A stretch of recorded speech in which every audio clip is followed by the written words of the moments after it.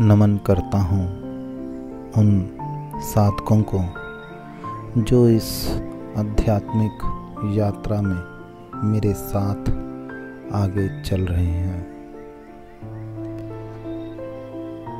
किसी ने प्रश्न किया है, हम किस तरह आध्यात्मिक ज्ञान की प्राप्ति कर सकते हैं। पहले तो ये जान लेना आवश्यक है कि आध्यात्मिक ज्ञान है क्या।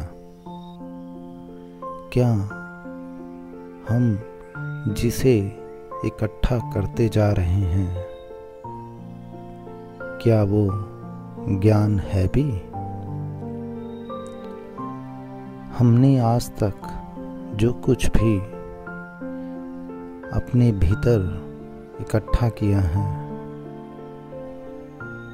अर्थात उन सूचनाओं और उन जानकारियों को जिन्हें हमने इकट्ठा किया है, उन्हें हम ज्ञान माने बैठे हैं।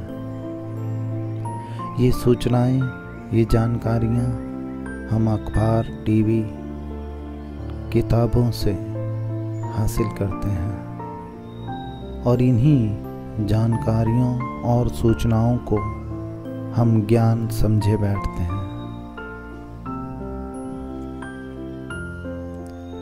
क्या इस तरह के ज्ञान से हमारे भीतर कुछ हो पाएगा? यह ज्ञान दो कौड़ी का ज्ञान है। ऐसा ज्ञान हमारे जीवन में कोई बदलाव नहीं लाता, उल्टा हमें एक भ्रम जाल में बांध देता है। हम न कुछ जानते हुए भी अपने आप को ज्ञानी मान बैठते हैं। जीवन इसी झूठे ज्ञान से पूर्णतः पूर्ण होता चला जाता है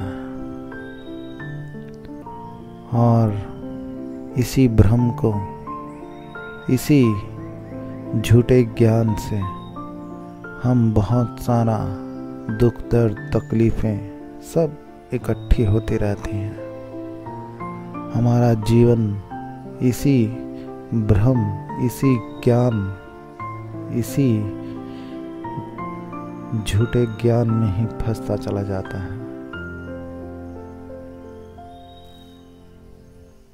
मुझे एक किस्सा याद आता है मुल्ला नसरुद्दीन का।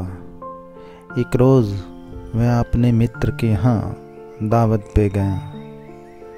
मित्र ने मुल्ला का तहे दिल से स्वागत किया और उस मित्र की पत्नी ने मुल्ला के लिए बहुत ही स्वादिष्ट गोश्त तैयार किया।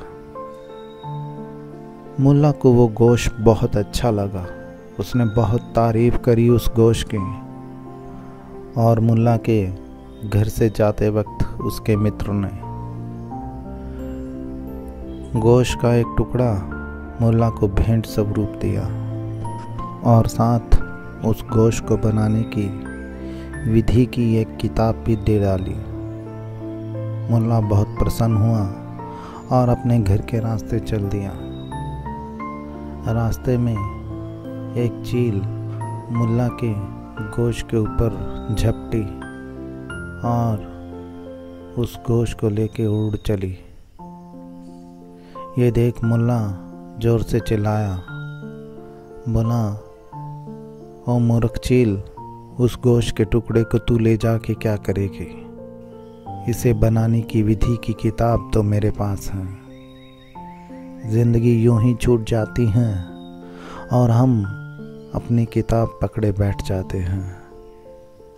हिंदू के पास अपनी किताब है और मुस्लिम के पास अपनी किताब। इसी तरह अलग अलग धर्मों में सबके पास एक किताब ज़रूर है और ज्ञान किताबों में नहीं है। ज्ञान आपके भीतर है। किताब केवल शब्दों से है और शब्द ज्ञान नहीं है। ज्ञान का स्रोत आपके भीतर है।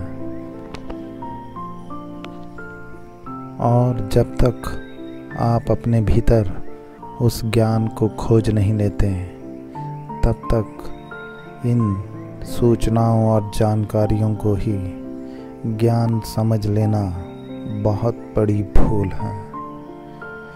ये सिर्फ हमें भटका सकते हैं अपने मार्ग से। इसीलिए अगर सच्चे ज्ञान को खोजना हो तो आपको अपने भीतर ही झांकना होगा, उसे खोजना होगा जो आपके भीतर है। इस बाहरी जगत में कोई भी चीज़ आपके मन को शांत नहीं कर सकती, उल्टा आपको भटकाती रहेंगी।